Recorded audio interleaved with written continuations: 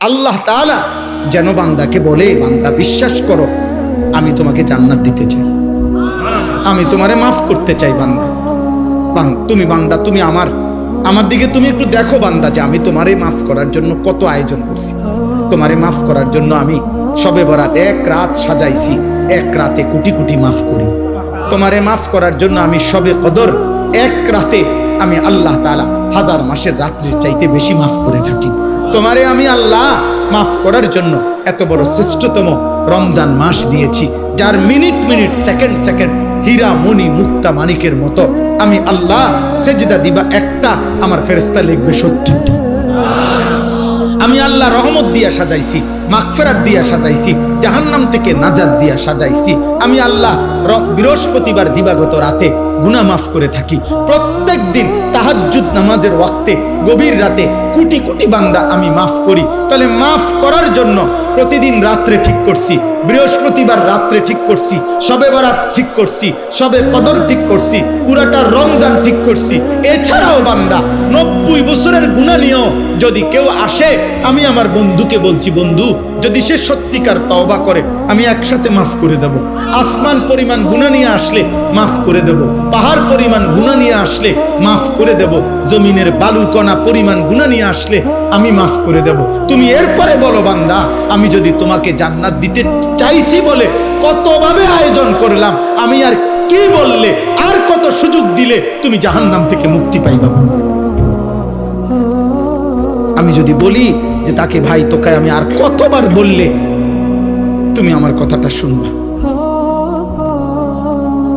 কোরআন শরীফে একটা আয়াত আছে, সাংঘাতিক কলিজাচ্ছের আয়াত, আমার এটা বেশি মনে হয়, আমি অনেকবার বলছি। কোরআনুল কারীমের একটা আয়াত আছে সূরা মুরসালাতের মধ্যে, আল্লাহ তাআলা 10 বার, এক সূরার মধ্যে 10 বার আল্লাহ একটা কথা বলছে, ওয়াইলুন ইয়াউমাইযিল লিল মুকাদ্দিবিন। আল্লাহ বলে মিথ্যাবাদী নাফরমানদের জন্য সেদিন জাহান্নাম জাহান্নাম জাহান্নাম জাহান্নাম জাহান্নাম জাহান্নাম, এভাবে 10 বার এক সূরার মধ্যে আল্লাহ বলছে। বলার পর শেষ, এই সূরার শেষ আয়াতটা আল্লাহ তাআলা একটা কথা বলছে, বান্দা ফাবিআইয়ি হাদিসিন বাদাহু ইউমিনুন, আমার বান্দা আমি আর কতবার বললে তুমি বিশ্বাস করবে। বুঝেননি? আমি আর কতবার বললে তুমি মানবে? আমার কথা আমি আর কতবার বলতাম, আমি আর কতবার বলতাম বলে। এই জন্য ভাইয়া ভেবে দেখেন, ইনসাফ করে দেখেন। তাইলে বললাম এই জন্য এ কথার মূলনীতি কি? তাইলে মূলনীতি হলো আল্লাহ মাফ করতে চায়। আল্লাহ কি করতে চায়?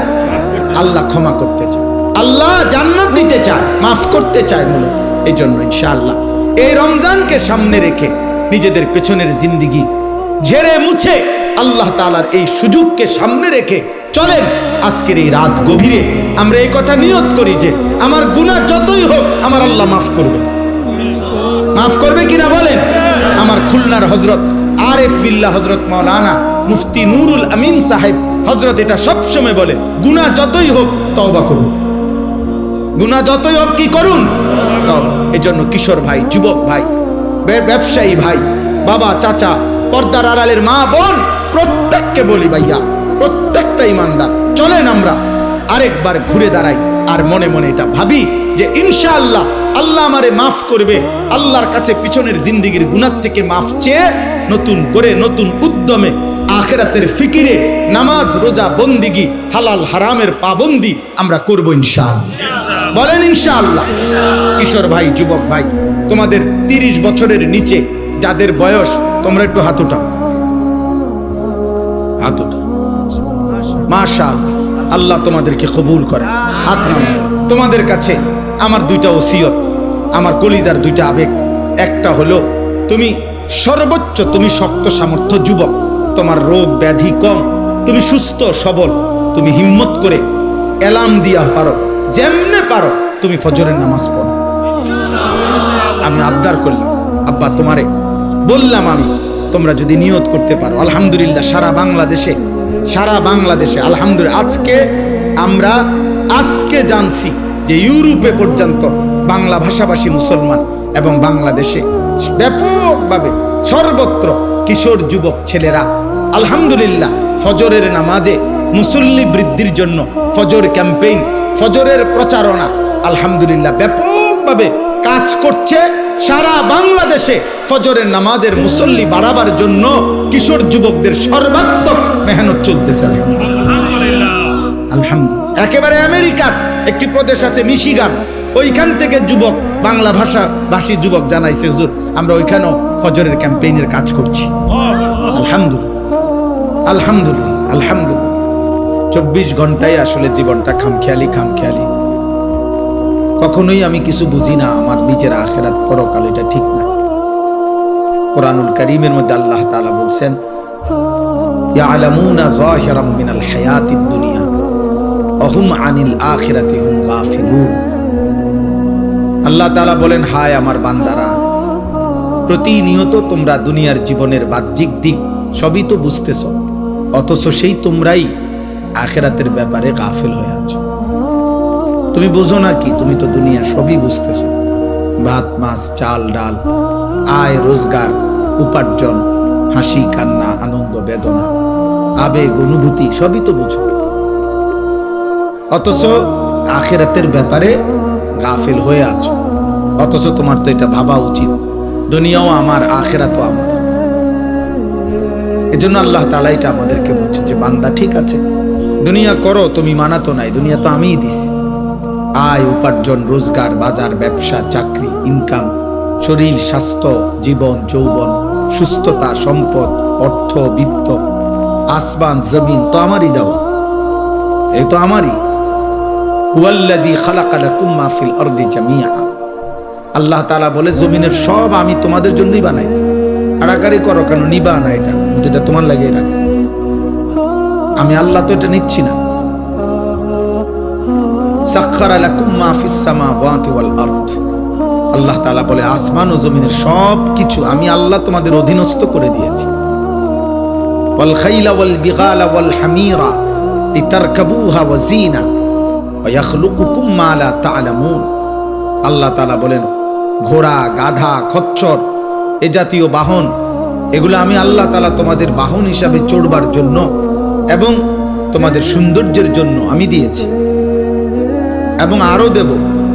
ধীরে ধীরে তোমাদের জন্য আমি আধুনিকতার আরো উন্নত পর্যায়ে আমি আল্লাহ সৃষ্টি করতে থাকবো, যা তোমরা এখন জানো না।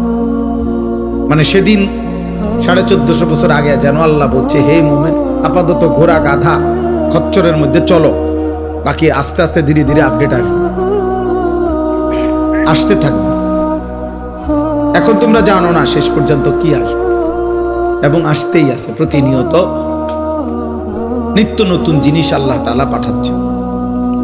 তাইলে জমিনের সব কিছু আল্লাহ তাআলা বলছেন তোমাদের জন্যই দিছি আমি। ওয়াযাল্লালনাহা লাহুম ফামিনহা রাকুবুহুম ওয়া মিনহা ইয়াকুলুন। কোরআনুল কারীমে আল্লাহ তাআলা বলেন, চতুষ্পদ জন্তু আমি তোমাদের অধীনস্থ করেছি, ফলে কোনোটা তোমরা জবাই করে গোশত হিসাবে খাইতে পারো, কোনোটাতে তোমরা বাহন হিসাবে চড়তে পারো। এটা আমি করেছি, না তো ঘোড়ার পিঠে তুমি চইরা চলতে পারতাম না, এত বড় হাতি তুমি সামাল দিতে পারতাম না, এত বড় 3 লাখ টাকার গরু তুমি শোয়াইতে পারতাম। আমি আল্লাহ যদি তোমার অধীনে না করতাম, একটা লাথি দিলে তুমি উড়ে যাবে। আল্লাহ তাআলা বলছে, ওয়াদাল্লালনাহা লাহুম। তাফসীরের মধ্যে আছে, প্রত্যেকটা প্রাণীর জবাইয়ের মুহূর্তে হালাল এই প্রাণীগুলো আল্লাহর ফেরেশতা আইসা এই প্রাণীটার কানে কানে আইসা বলে যে আল্লাহ তোমাকে এই মানুষের অধীনস্থ করে বানাইছে। ওয়াদাল্লালনাহা লাহুম। এজন্য অনেক বুজুর্গরা বলে যে কোনো গরু, গাভী যদি ওই যে দুধ দিতে গিয়ে লাথ খায়, মানে দুধ বলে না মানুষ, যে দুধ দিতে গিয়ে দুধ দিতে মানে দুধ দোহাইতে দিচ্ছে না, তো এই যদি গাভীর কানে এটা যদি কেউ বলতে পারে যে ওয়াযাল্লালনাহা লাহুম ফামিনহা রাকুবুহুম ওয়া মিনহা ইয়াকুলুন, আল্লাহ তাআলা গাভীকে শান্ত করে দেন। এটা অনেক বুজুর্গদের আমল আর কি, মানে আল্লাহ এটা অধীনস্থ করে দিয়েছে। গোটা কায়নাত আল্লাহ আমাদের অধীনে করে দিয়েছে। তো আল্লাহ তাআলা বলছে, দুনিয়া তো আমি দিয়েই রাখছি বা, তো তুমি তো দুনিয়া তো ধীরে ধীরে ধীরে ধীরে সবই বুঝতেছো, মায়ের পেট থেকে তো তুমি কিছুই বুঝতা না, না দুনিয়া বুঝতা না আখেরাত বুঝতা।